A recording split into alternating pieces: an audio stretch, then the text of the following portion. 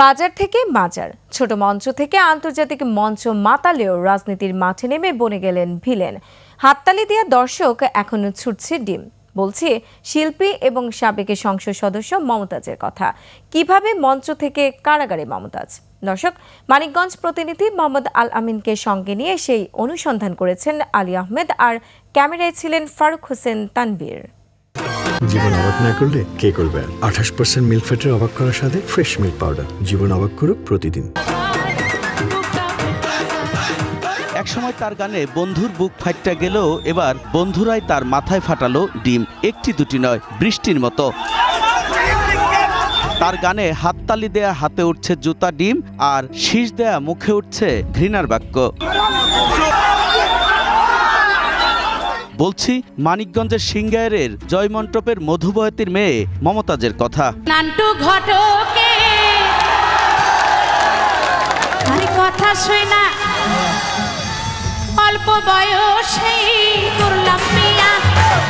নান্টু ঘটকের কথায় আগুনের গোলামার্কা পোলাকে বিয়ে করার কথা থাকলেও মমতাজ একের পর এক বিয়ে করেছেন নিজের উচ্চাকাঙ্ক্ষা বাস্তবায়নে সক্ষমদের। এত চিন্তা করে তো লাভ নাই, কানার দরকার চোখ নাকি? উচ্চাকাঙ্ক্ষা বাস্তবায়নে বর্তমানে কার্যক্রম নিষিদ্ধ আওয়ামী লীগের রাজনীতির সাথে জড়িয়েছিলেন 1992 সালেই। তবে মনোবাসনা পূর্ণ হয় 2009 সালে সংরক্ষিত আসনে সংসদ সদস্য হয়ে। আমরা নির্বাচন কইরে এই নৌকার জয় নিয়ে আসুন, কি কোন? এবার শিল্পী মমতাজ বনে যান ভিলেন। আমার অনেক খরচ বাইরে গেছে, আমার 2-4টা মানুষ পালতে হয়। তার নির্দেশিত ছিল সিংগার হরিরামপুরের শেষ কথা। আর অন্য কেউ দলও করতে পারবো না, কেউ করলে তারে মাইরে ফেলান লাগবো। তার মতের বিরুদ্ধে গেলে চলেছে নির্যাতন, হামলা মামলাও। দোসরদের নিয়ে গড়েছিলেন অত্যাচারী বাহিনী। আগের মমতাজ একরকম, যখন সে এই ক্ষমতার আসনে আসেন তখন আরেক রকম তার চেহারা। সে যা বলছে তাই। এদের সামনে আমরা দাঁড়াইতে পারিনি। নিজের স্বজন প্রিয়জনদের করেছেন দলের পদধারী এবং স্থানীয় সরকার নির্বাচনে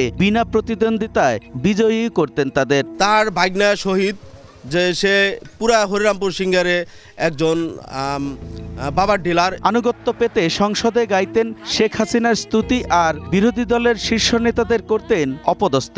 আমার নেত্রী শেখ হাসিনা।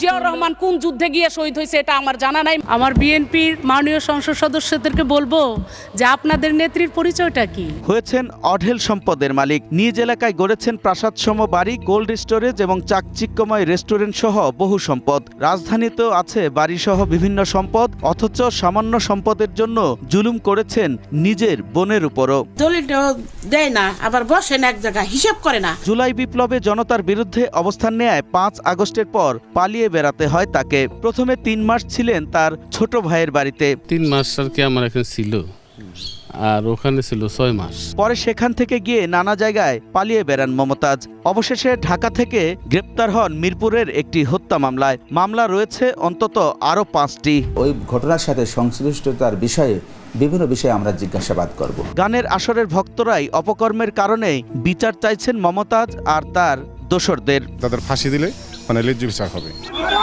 আলী আহমেদ, 21 টেলিভিশন।